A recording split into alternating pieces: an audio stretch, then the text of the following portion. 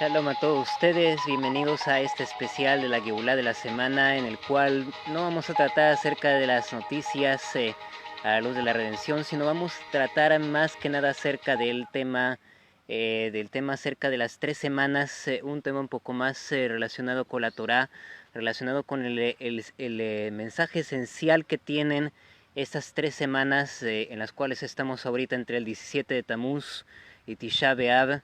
Estamos ahorita en un periodo en el que según la Torah Tagalut, según la Torah en este caso regular, en este caso tal y como se conoce tal y como se conoce la Torah, es un periodo llamado Ben Hametzarim, entre las estrecheces.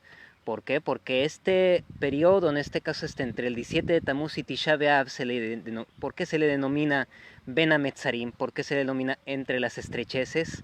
Por ser que, tal y como he mencionado varias veces en otros videos, en el canal Luz de Redención en YouTube, las fechas del 17 de Tamuz y Tisha B'Av han sido conocidas en la historia del pueblo de Israel como fechas de luto, como fechas en las cuales supuestamente ocurrieron cosas muy difíciles, muy horribles para el pueblo de Israel aparentemente, pero en verdad pero en verdad el significado de todas estas cosas, en verdad es un significado bueno y es un significado de construcción también. Mencionan nuestros sabios, Baná, Kadosh Baruj Hu Yatzarich Lachrib et Ariel Kedei Libnot Achar Kach et Ariel. O sea, Dios tuvo que destruir primeramente los últimos 2 templos que existieron en Jerusalén. ¿Para qué? Para que al final de cuentas se construyese el Ariel, el tercer Betamikdash, que al final de cuentas va a ser construido en este tiempo, el tiempo de la redención, y que va a ser una construcción totalmente eterna. O sea, tal y como está escrito, Gadol Yekevod Abaita Sea Haron Min Harishon. O sea, grande será la gloria del tercer templo, mucho más de lo que fueron los últimos 2 templos de Jerusalén. Y no solamente eso, sino que también, sino que el tercer templo de Jerusalén va a ser una construcción eterna que no va a ser destruida para nada, cosa que no fue así con los demás templos de Jerusalén, cosa que no fue así con el primer templo de Jerusalén, que fue destruido por los babilonios, ni tampoco el segundo templo de Jerusalén, que fue destruido por los romanos, sino que el tercer templo de Jerusalén prácticamente no va a haber después no va a haber después del tercer Betamikdash un exilio, ni tampoco una destrucción del tercer Betamikdash. Entonces, ciertamente en este caso la grandeza del tercer templo es una grandeza mucho más, va a ser una grandeza eterna, cosa que los 2 templos pasados que hubo en el monte del templo en Jerusalén no lo tuvieron. O sea, cada uno de los 2 templos de Jerusalén ciertamente tuvieron su propia, cada uno de los 2 templos de Jerusalén que hubo en el monte del templo ciertamente tuvo cada uno sus propias características, ciertamente tuvieron sus propias grandezas cada uno, pero aún así tenían cosas que les faltaron prácticamente. O sea, aún así tenían Hezronot, aún así tenían cosas que ahí prácticamente, o sea, de ahí prácticamente como que, o sea, tuvieron cosas que les faltaron a los templos y que por eso fueron destruidos. El primer templo de Salomón, el primer templo que hubo en la época de Shlomo Amelech, en este caso, o sea, tenía ciertamente mucho esplendor, ciertamente tenía el Yamshe de Shlomo, tenía la famosa pileta con los 12, ¿cómo se llama? Con los 12 toros, con los 12 toros de cobre, con los 12 toros de cobre que los apoyaban. O sea, era un templo fastuoso prácticamente, o sea, un templo que tenía 10 menorot, era un templo que tenía 10 candelabros de oro, o sea, dentro del Ejal.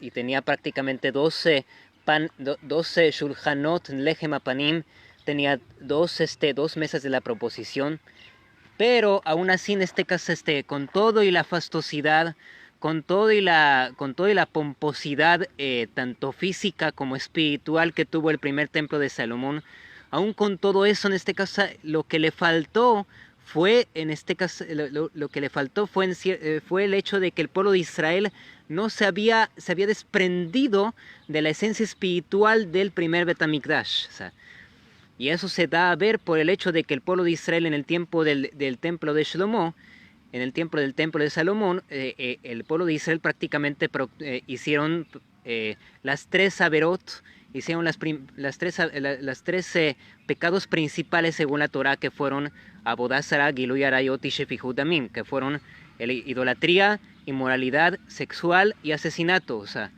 ciertamente en este caso el pueblo de Israel no, con toda la fastuosidad que tuvo el primer templo de Shlomo Amelech, ciertamente el pueblo de Israel no, se desconectó totalmente de ese esplendor tanto físico y como espiritual, y al final de cuentas eligieron el hacer worship, eligieron prácticamente hacer culto a los ídolos prácticamente. O sea, entonces se desconectaron totalmente de la esencia de Dios y prefirieron en este caso prefirieron adorar a ídolos, en este caso tal y como menciona el propio Tanaj, de que incluso, o sea, esto también está insinuado dentro del nombre del actual mes donde estamos ahorita, el mes de Tamuz.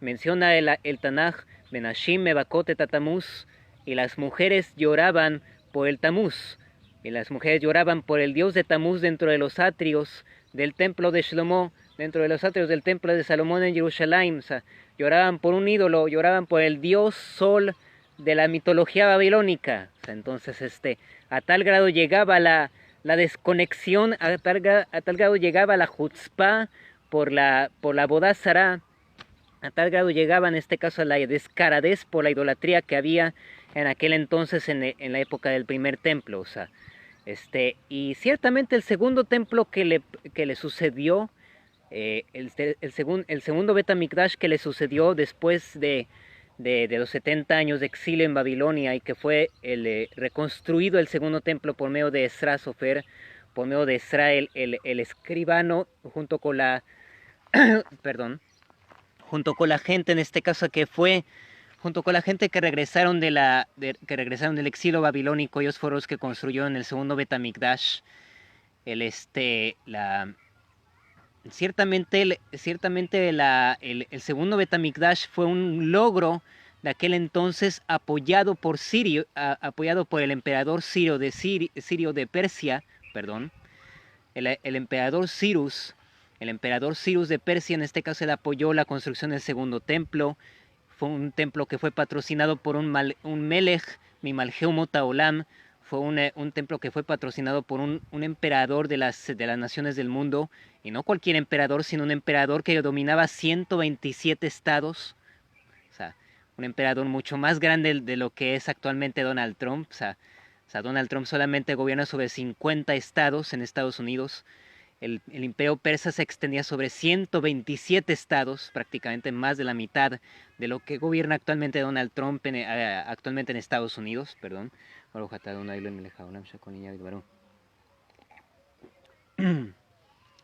Ciertamente Ciro en este caso fue un patrocinador del segundo Bet HaMikdash, que fue mucho más poderoso que el propio Donald Trump en nuestro tiempo. Pero con todo y todo de que el segundo Bet HaMikdash fue construido gracias al patrocinio de un gran conquistador como lo fue Sirio, como lo fue el emperador Sirio de Persa, aún así en este caso el segundo templo también tuvo su falla.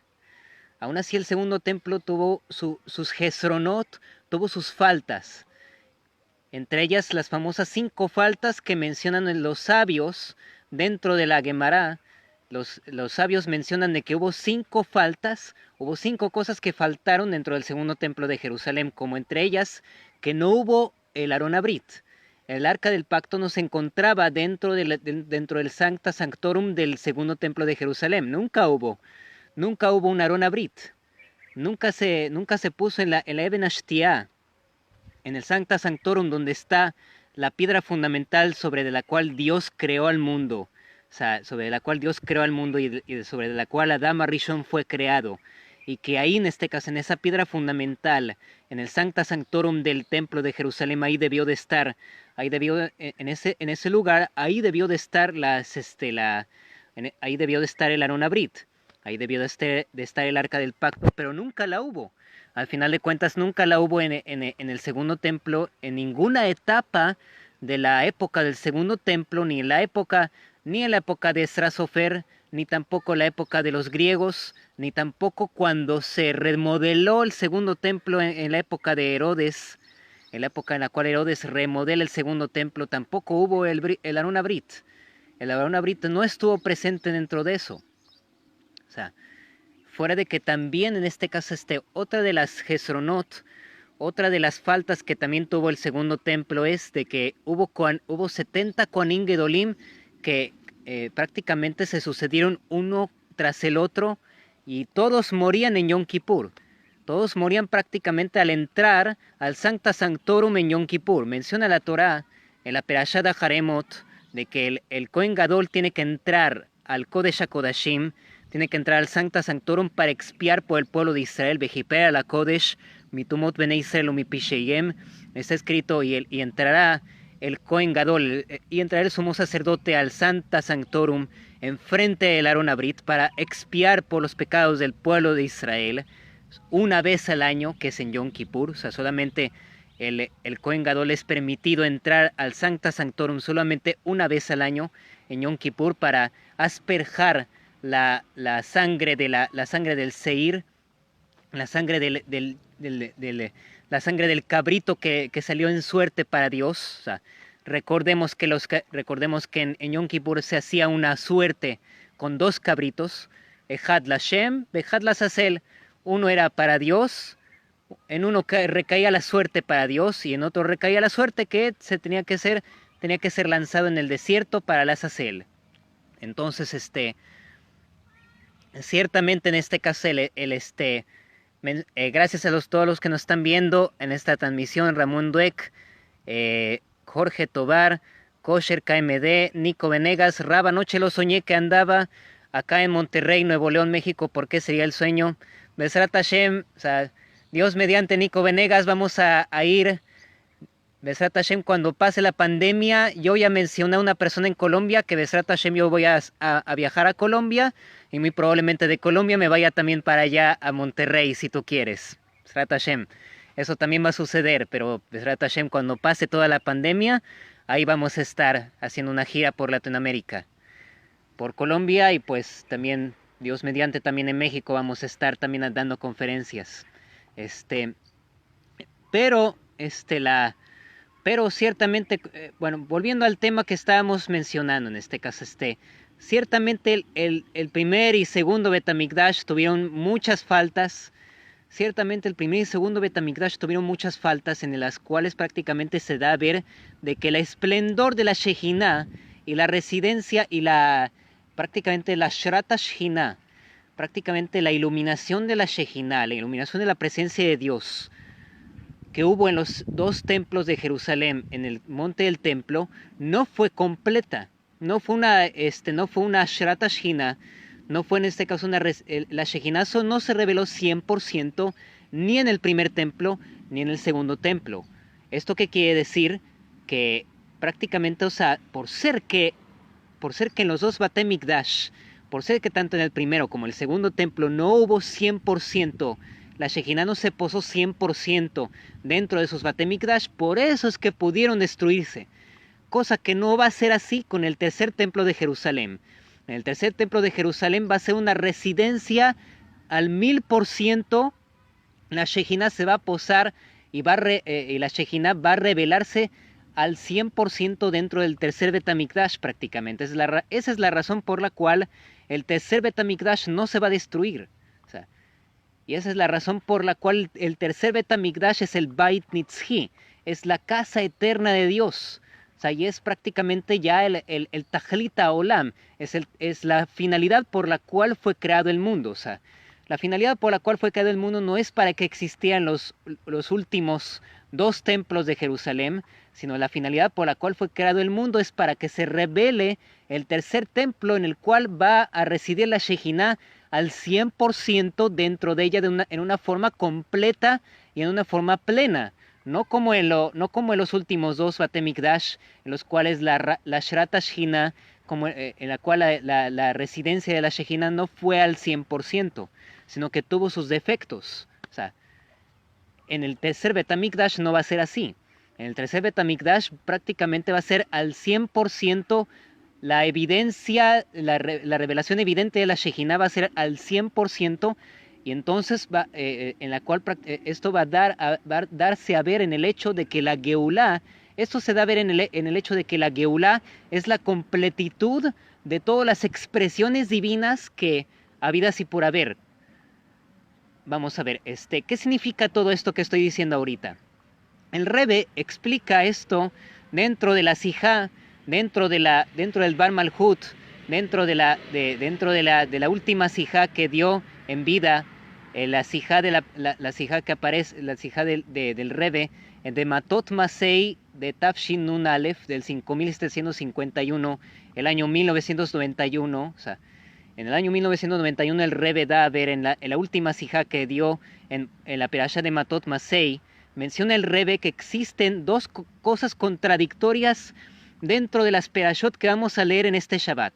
La perashá de Matot da a ver el Josek, todo el tojen, todo el contenido de la perashá de Matot da a ver la fuerza del pueblo de Israel, da a ver la fuerza del pueblo de Israel, que ellos conquistaron la tierra de Israel, que el Reubení, que la tribu de Rubén, Gad y media tribu de Menashe fueron a la guerra, y fueron a conquistar no solamente la parte oriental del Jordán, sino también ellos estuvieron dispuestos a enviar gentes para conquistar la tierra de Canaán en el lado occidental del Jordán, que es el actual Israel, no solamente conquistar el lado oriental de Israel, que es la actual Jordania, y que era en aquellos entonces las tierras de los gigantes Sihón y Og, tal y como vimos en la perashá de Jucat, que el pueblo de Israel conquistó las tierras de los gigantes Sihón y Og. O sea, Dios en este caso ordenó hacer la guerra en contra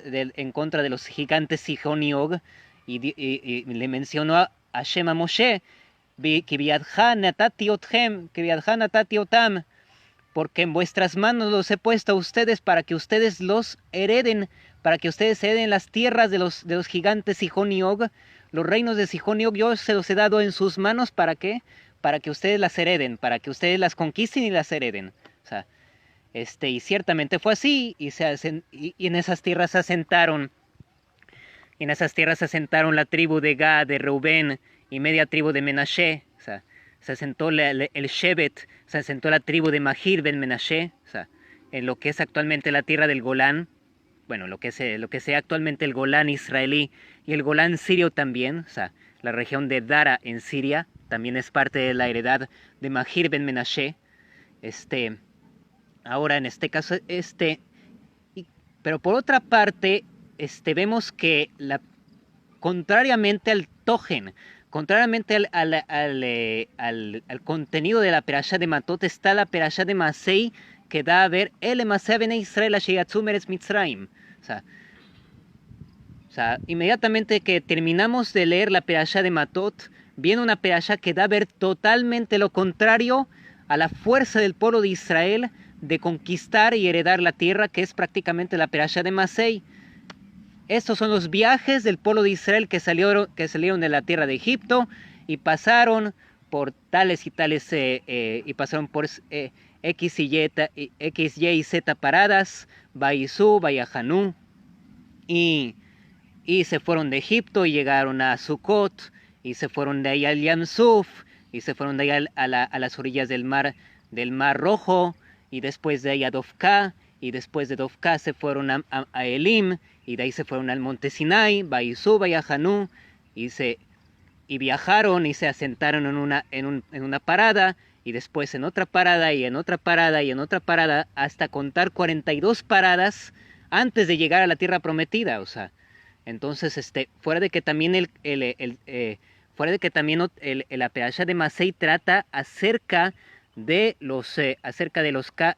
Eretz Israel Bulotea, trata acerca de los límites predestinados para la tierra de Israel, una vez que el pueblo de Israel en un futuro llegase a heredarla, llegase a conquistarla después de los días de Moshe. O sea, por ser que en la perashá de Matot, tanto en la perashá de Pinjas, que leímos este pasado Shabbat, como también en la perashá de Matot, está escrito que primeramente Moshe tiene que ir a la guerra en contra de Midian, Beajarta Sefelameja, y después vas a poder morir, y entonces Yoshua va a heredar tu puesto como líder del pueblo de Israel, y él en un futuro él en un futuro va a liderar al pueblo de Israel para entrar a la tierra de Israel y conquistar la tierra de los 31 reyes kenanitas, conquistar la ribera occidental del río Jordán, o sea, conquistar todo lo que es la tierra de Canaán, o sea, en un futuro, o sea, después, y esto es después de que Moshe Rabbenu fallece, o sea, y fuera de eso también está mencionado también en la Perashá de Masei acerca de los casos de un Rotzeach Bishgagá. ¿Qué es lo que tiene que hacer una persona que mató a su compañero por equivocación, y también no por equivocación, también de una forma intencionada? ¿Qué es lo que tiene que hacer? ¿Qué es lo que tiene que hacer cuál es el din? ¿Cuál es la halajá con respecto, qué es lo que se tiene que hacer por el din Torah? ¿Qué es lo que se tiene que hacer conforme a la halajá con una persona que mató a su compañero adrede y también no adrede, también sin querer? O sea, ¿cuál es el din? O sea, Marco Aguilera nos dice Shalom Javer, igualmente Shalom Shalom, muchos saludos a Marco Aguilera hasta donde te encuentres. Muchas gracias a todos los que nos están viendo. Entonces el Rebbe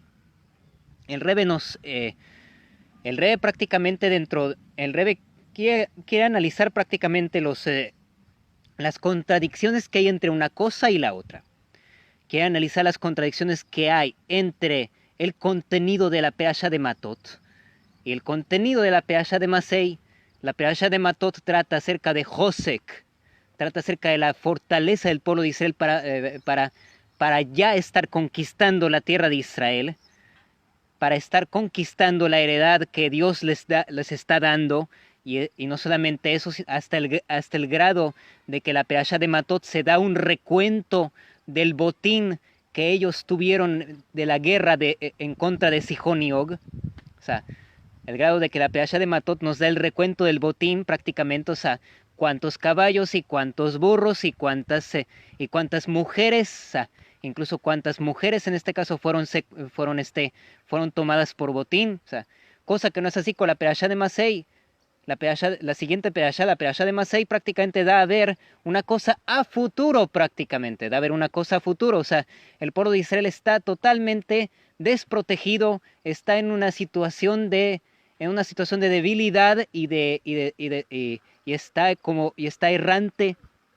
Está en una situación de debilidad y errancia prácticamente, está como el judío errante que está yendo de un lugar a otro, como el pueblo de Israel en los tiempos más oscuros del exilio, que tuvieron que estar yendo de un lado a otro. O sea, los expulsaban de Francia, los expulsaban de Inglaterra, y se tuvieron que ir a España, y se tuvieron que ir a Italia, y después los expulsaron de España en 1492, y se tuvieron que ir después a Turquía, y se tuvieron que ir después a la Europa Oriental, y se tuvieron que ir a Rusia, y los expulsaron de ahí, entonces se tuvieron que ir para otras partes, y Estados Unidos. Vaya, eso es Masei, eso es Parashat Masei prácticamente. O sea, el hecho de que el pueblo de Israel está débil, está todo turulato, está errante, no está sentado en un solo lugar, no tiene Josek, no tiene fuerza de asentarse en un solo lugar, sino que está errante prácticamente. O sea, y no solamente eso, que está prácticamente, o sea, en un matzab, está en una situación en la cual tiene que ver qué es lo que tiene que hacer con una persona que mató a su compañero. O sea, aparentemente todo esto da a ver, estas dos parashiot deberían de leerse siempre por separado. Matot Masei ciertamente se tendrían que leer por separado. ¿Por qué hay años? Entonces la pregunta es ¿por qué existen años como nuestro año que Matot Masei se leen juntas? La respuesta la respuesta está en el contenido espiritual de las 3 semanas entre 17 de Tammuz y Tisha B'Av. Estas semanas, la esencia espiritual de estas semanas es una esencia espiritual muy, muy poderosa. Menciona la primera haftará que leímos en este pasado Shabbat Parashat Pinhas, Divrei Yirmiyahu ben Hilkiyahu. Leímos este pasado Shabbat el principio del libro de Yirmiyahu, en el cual Yirmiyahu es elegido por Dios para dar profecía al pueblo de Israel, Y tal y como menciona ahí, he aquí que yo te he puesto para cortar y para construir, likbo lintosh belintoa, para derrumbar y para plantar. O sea, yo te he puesto para derrumbar de reyes y para poner reyes. Yo te he puesto para destruir naciones y también para plantarlas dentro de un cierto lugar, cosa que lo vemos también dentro del el Togen, cosa que lo vemos dentro del contenido del Sefer Yirmiyahu. Este, el Sefer Yirmiyahu prácticamente trata acerca del destino de X naciones que serían destruidas en un futuro, y también trata acerca de la destrucción del primer templo de Jerusalén y del exilio babilónico, pero al mismo tiempo también trata Pesukim de consuelo también. El Sefer Yirmiyahu también nos trata acerca del regreso del pueblo de Israel después de la destrucción y del exilio babilónico. O sea, pero por otra parte hay una visión dentro del principio del Sefer Yirmiyahu que menciona de que él en este caso ve un maquel, de que Yirmiyahu, en este caso el malaj, el ángel, le muestra a el profeta Yirmiyahu, le muestra a Yirmiyahu, le muestra una vara de una rama de un almendro, o sea, de un shaked. Entonces le dice, en este caso, le pregunta el ángel, ¿qué es lo que tú ves? Entonces le dice Yirmiyahu al ángel, pues yo no sé qué es, o sea, esto que me estás mostrando yo no sé qué es. Entonces le dice el malaj, mira, lo que yo te estoy mostrando es un makel shaked, lo que te estoy mostrando es una vara de almendro. ¿Y sabes cuál es su significado? Entonces le dice Yirmiyahu, le replica Yirmiyahu, no, yo no sé qué significa.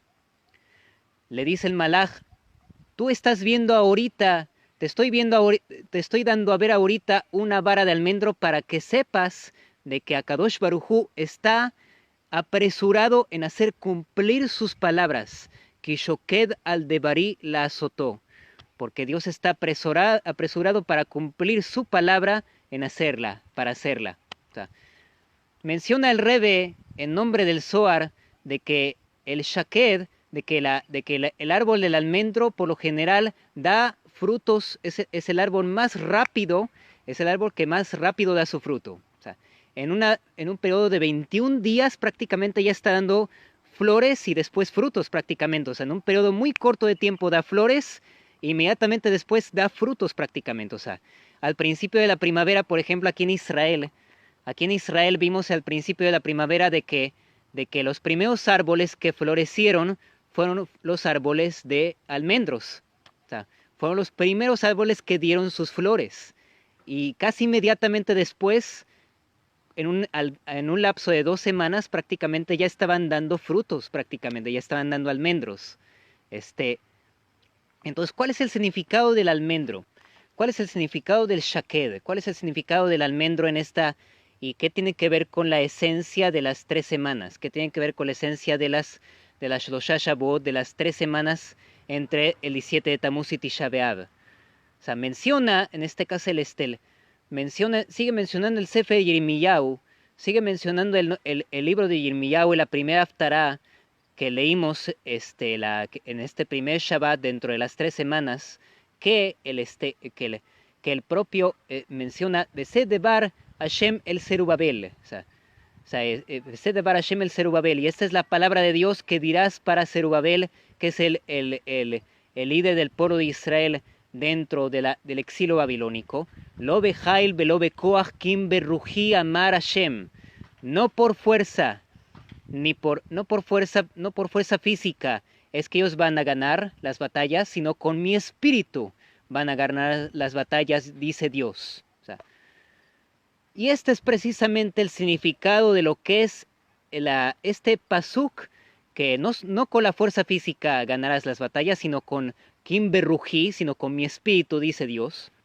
Ese es el significado de lo que es las 3 semanas entre el 17 de Tammuz y Tisha B'Av. O sea, la esencia de estos días, ciertamente la esencia de estos días es una esencia muy muy poderosa espiritualmente. O sea, estos días prácticamente la esencia espiritual de estos días es muy muy poderosa, y en tiempos pasados la otzma, la fuerza, el poderío de estos días se dio a ver por ser que la esencia de estos días sea tan elevada, por ser que la raíz en este caso de la otzma, por ser que la raíz del poderío y de la fuerza espiritual, por ser que la esencia de la raíz, por ser que la raíz del poder espiritual de los días que son estas 3 semanas es muy poderoso, viene de una raíz muy elevada también espiritualmente hablando. Esa es la razón por la cual en el tiempo de los exilios, en el tiempo del primer templo y en el tiempo del segundo templo, se dio a ver que estas 3 semanas eran días negativos prácticamente. ¿Por qué? Se dio a ver en forma negativa. ¿Por qué? Porque en esos momentos no existían las vasijas espirituales apropiadas para contener toda la otzma, para contener toda la esencia espiritual tan elevada de estos días. ¿Por qué? Porque en un principio, en estos 3 semanas, históricamente hablando, en la época de Moshe Rabenu, cuando Moshe Rabenu envió los espías, para ver la tierra de Israel, para que el pueblo de Israel se convenciese de que la tierra de Israel es una tierra buena, y Moshe Rabenu envió 2 espías, entre ellos Joshua y Caleb, que ellos fueron los que dieron un buen informe para el pueblo de Israel, pero los demás dieron un mal informe. O sea, los demás quisieron incentivar para mal al pueblo de Israel a quedarse dentro del Midbar, dentro del desierto. O sea, por ser que ellos temían de que el pueblo de Israel bajase de su categoría, o sea, por ser que los propios Meragelei Moshe, los espías de Moshe Rabenu, ellos temían de que ellos bajasen de la categoría tan elevada de la cual estaban. ¿Para qué? Para trabajar la tierra y comerciar y hacer cosas mundanas, etcétera, etcétera. No, entonces dijeron, los 10 espías de Moshe dijeron, no, pues ¿para qué vamos a...? Nosotros estamos en un mamadu matzab, nosotros estamos en una situación en la cual podemos estudiar Torah todo el día, podemos conectarnos con Dios todo el día. O sea, estamos en un matzav shel geulah, estamos en una situación aparentemente de redención, o sea, en la cual prácticamente Dios nos da de comer milagrosamente y nos plancha la ropa milagrosamente con las Anané Kabod, con las nubes de gloria, y tenemos agua milagrosamente por la fuente de Miriam, que después regresó por el mérito de Moshe Rabenu. Entonces, ¿para qué bajar a la tierra de Israel? ¿Para qué vamos a estar ocupándonos de cosas mundanas en la tierra de Israel? ¿Para qué? O sea, si vamos a estar bajando, si vamos a estar ocupándonos de cosas mundanas dentro de la tierra de Israel, entonces vamos a bajar de categoría espiritual, y eso va a provocar de que nosotros vayamos a desconectarnos de Dios. O sea, Hasbe Jalila. O sea, aparentemente que ellos querían evitar una tragedia espiritual para el pueblo de Israel. O sea, los propios Meragelim pensaron de que ellos querían evitar una tragedia espiritual para el pueblo de Israel, de que el pueblo de Israel, por el hecho de entrar a la tierra de Israel, se iban a desconectar de Dios. La propia tierra de Israel les iba a provocar una desconexión con Hashem. Pero error marca la pizarra. Ciertamente esto era un error. ¿Por qué? Porque Toba Aretz Meod Meod. El error de ellos fue pensar de que la tierra de Israel el error de ellos fue de que el pensar de que la tierra de Israel iba a desconectarlos de Dios, cosa que no era así. O sea, la tierra de Israel es el tajlit. ¿Por qué? Porque la tierra de Israel es la finalidad por la cual Dios quiere entregar la Torah en el monte Sinaí. O sea, la finalidad por la cual Hashem entregó las 613 mitzvot en el Ar Sinaí fue para cumplir mitzvot dentro de la tierra de Israel. O sea, solamente la tierra de Israel solamente se pueden cumplir años sabáticos, se puede cumplir dar diezmo de los frutos de la tierra de Israel, se puede cumplir el hacer Shemitín y Yoblot, se puede cumplir el hacer Maser y Truma. O sea, cosa que en Hutz Laaretz, cosa que fuera de la tierra de Israel no se puede. Entonces, ese fue el error de los Meragelim. O sea, ese fue el error de los Meragelim que provocó que la esencia tan elevada de estos días no se revelase, y no solamente no se revelase en forma positiva, se revelase en forma contraria, en forma negativa. Y eso también se extendió a los demás tiempos históricos del pueblo de Israel. O sea, tal y como mencionamos anteriormente acerca del Sefer Yirmiyahu, acerca del contenido de lo que pasó en los tiempos de Yirmiyahu, o sea, en lo que menciona el principio del Sefer Yirmiyahu, o sea, en la época del primer templo, el pueblo de Israel se desconectó de Dios y empezó a hacer idolatría, inmoralidad sexual y asesinato. O sea, se empezaron a desconectar de Dios y de la esencia del primer templo de Jerusalén. O sea, eso en este caso fue lo que provocó, en este caso, que también eso fue lo que provocó que al final de cuentas el pueblo de Israel estuviese adorando estuviese adorando dentro del mes de Tamuz al propio dios babilónico del sol, Tamuz. Vaya. O sea, entonces eso fue lo que provocó que estos días de Tamuz fuesen días negativos. El hecho de que nuestros antepasados en este mes de Tamuz adorasen una bodazará, adorasen una idolatría llamada Tamuz, al dios babilónico Tamuz. O sea, eso fue lo que provocó de que estos días, y especialmente las 3 semanas, los días finales de Tamuz, se transformasen en días negativos para el pueblo de Israel, en días con una carga negativa de energía. O sea, pero, y así fue en otras épocas también, y así fue también en la época griega y en la época romana, etcétera, etcétera. Y en distintas épocas del pueblo de Israel también llegaron a suceder también diversas tragedias que marcaron estos días como días negativos. Pero en nuestra época, en nuestro tiempo, el tiempo de la redención, la esencia primigenia, la raíz espiritual original de estos días se puede ya revelar en nuestro tiempo. O sea, menciona el Rebbe, nosotros tenemos la posibilidad de transformar la herida en placer, el nega en oneg. Nosotros tenemos la posibilidad en nuestro tiempo de transformar la oscuridad en luz, de transformar lo negativo en positivo. O sea, transformar lo que en un pasado era negativo y se consideraba como tragedia, y días que se consideraban como tragedia, todos estos días que se consideran como tragedia podemos transformarlos en días positivos, en días en los cuales se revela una luz muy brillante, en los cuales se revela una luz más fuerte que en los días que en un principio eran positivos. Podemos transformar estos días negativos en hacer días en los cuales se revela una energía muy, muy poderosa, e incluso se revela una energía tan poderosa y tan positiva, que es más positiva que ni los propios fiestas del pueblo judío. O sea, la energía espiritual primigenia. ¿Qué quiere decir esto? Que la energía espiritual primigenia de las 3 semanas es una energía espiritual tan poderosa y tan positiva, que es más positiva que ni Pesach, Shavuot y Sukkot juntos. O sea, la energía positiva que hay en las 3 fiestas del pueblo de Israel se queda corta ante la energía positiva que hay dentro de estos días prácticamente. O sea, la energía de estos días es mucho más elevada que ni Pesach, Shavuot y Sukkot juntos. O sea, y eso es lo que tenemos que revelar por medio de proclamar redención en estos días de las 3 semanas entre el 17 de Tamuz y Tisha B'Av. ¿Por medio de qué? Cuando nosotros creemos en la Geulá, cuando nosotros proclamamos Geulá y creemos de que cuando nosotros no nos dejamos llevar por la negatividad de estos días, y al contrario, tenemos la emuná completa.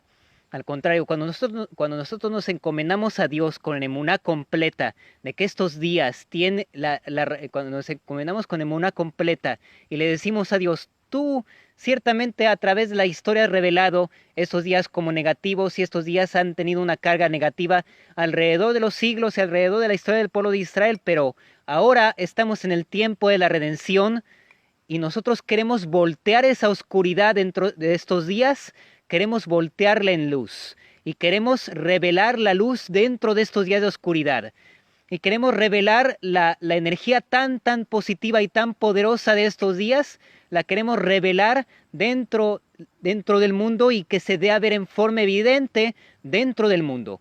Cuando nosotros proclamamos con emuná completa esto ante Dios, entonces Dios voltea estos días para bien, entonces esa proclamación cuando la hacemos con emuná completa, entonces eso provoca que Hashem voltee estos días para bien. Eso provoca que Hashem voltee la oscuridad y la energía. Eso provoca que Hashem voltee la energía negativa de estos días para que se revele la positividad y para que se revele la esencia poderosa, positiva y espiritual de estos días. ¿Por qué? Porque en verdad estos días su raíz espiritual es una raíz poderosa y es una raíz de positividad muy, muy elevada y muy, muy poderosa. O sea, entonces, nada más que a través de los siglos se reveló de forma negativa y se reveló y se cargó con otras tragedias estos días. Pero nosotros en este tiempo, el tiempo de la redención, menciona el Rebbe, tenemos que enfocarnos. El Rebbe menciona en la Sijá de Parashat Balak de 1991, menciona de que en estos días tenemos que enfocarnos en la construcción del templo de Jerusalén. ¿Por medio de qué? De proclamar que en estos días, por medio de proclamar que estos días son días powerful, proclamar que estos días son días muy poderosos, que estos días prácticamente su raíz primigenia es una positividad muy, muy poderosa. Y cuando nosotros dejamos a un lado, cuando nosotros no nos dejamos llevar por la negatividad de estos días y proclamamos de que esa negatividad puede transformarse en algo positivo, y que la misma negatividad de estos días y que la misma negatividad que se reveló a través de los siglos de la historia del pueblo de Israel se puede voltear a algo positivo, cuando le decimos a Dios, Odja Adonai Kienaftabi, te agradeceré Dios. ¿Por qué? Porque tú me golpeaste. También el golpe que tú también me diste es un golpe positivo. El castigo que tú me diste es algo bueno y positivo. ¿Para qué? Para que yo me mejore, para que yo sea mucho mejor, para que yo sea more stronger and more wiser, para que yo sea mucho más fuerte y mucho más sabio.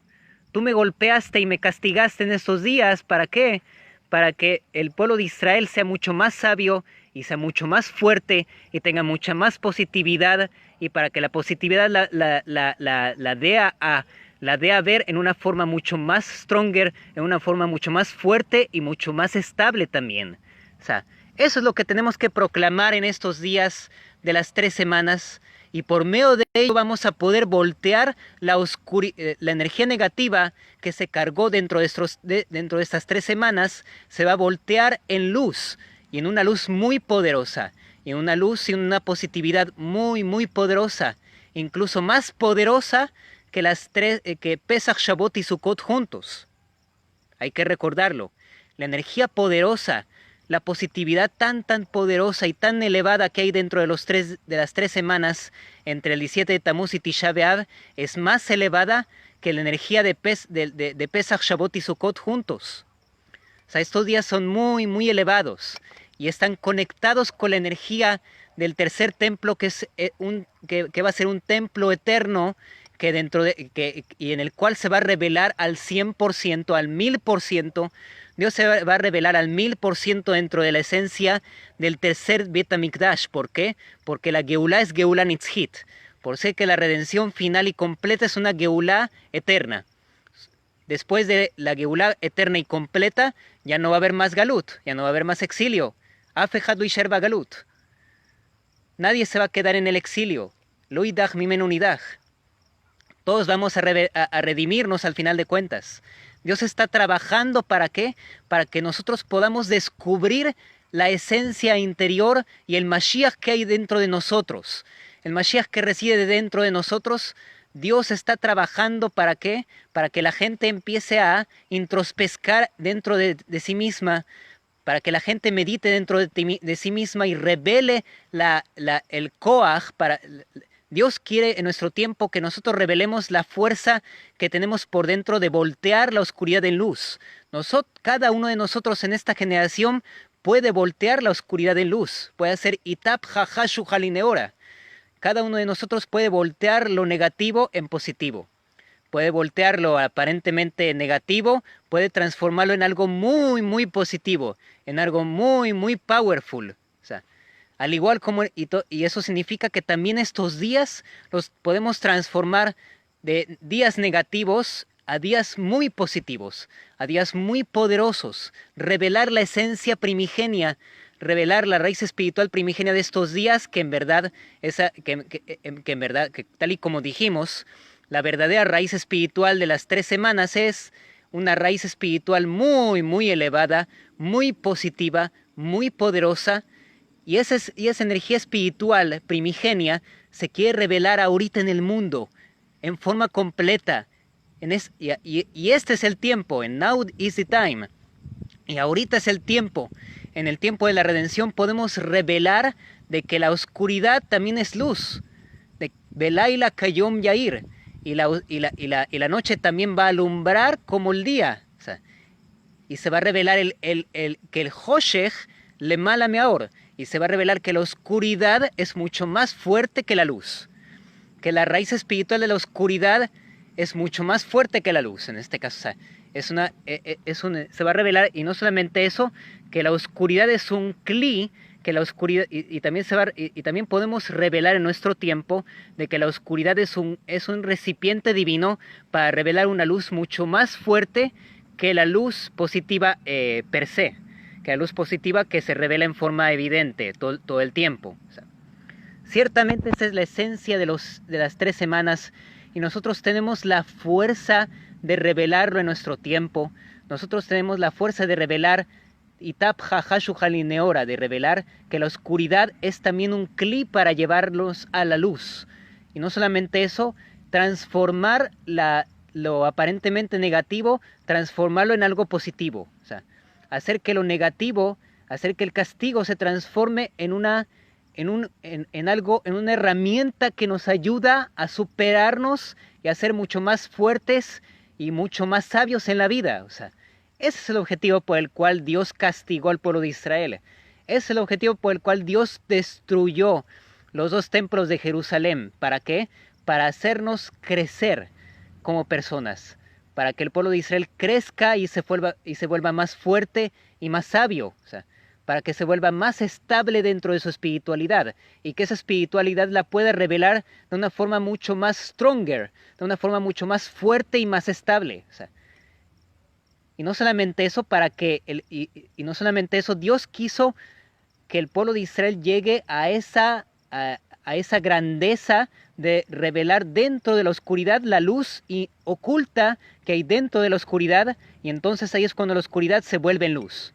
Ahí es cuando la oscuridad se vuelve luz prácticamente, o sea, y se revela la raíz espiritual primigenia de la oscuridad, que en verdad es una luz muy fuerte y muy poderosa. O sea, tal y como mencionamos anteriormente. Bueno, hasta aquí la Geulá de la semana, y pues muchas gracias a todos los que nos están oyendo. Pablo Tobar, Susi Chapa, muchas gracias por vernos, y pues no se olviden de ver mis otros videos del canal de YouTube Luz de Redención. Los invito a hacer like y compartir esta transmisión de la Geulá de la semana, y así también a ver mis videos acerca de la Geulá. Así también los invito también a ver mis otras transmisiones de la Geulá de la semana también. Yo muy pronto las voy a subir a un canal secundario. Y no solamente eso, también les invito a ver mis otros videos. Los invito a ver mis otros videos de mi canal de YouTube Luz de Redención, a compartirlos, a darles like, porque los videos de mi canal de YouTube Luz de Redención revelan cómo podemos revelar la redención de nuestro tiempo, cómo podemos recibir Mashiach, cómo podemos recibir y empezar a revelar la redención dentro de nuestro tiempo, y cómo podemos empezar a ver el mundo con los lentes de la redención para revelar la redención dentro del mundo.